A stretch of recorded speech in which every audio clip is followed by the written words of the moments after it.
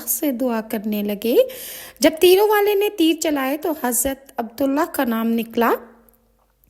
پھر تو عبدالمطلب نے ان کا ہاتھ پکڑ لیا اور چھری لی اور انہیں لے کر اصاف و نائلہ کے پاس آئے۔ یہ بتوں کے نام ہیں اصاف اور نائلہ، تاکہ انہیں وہاں پر ذبح کر ڈالیں۔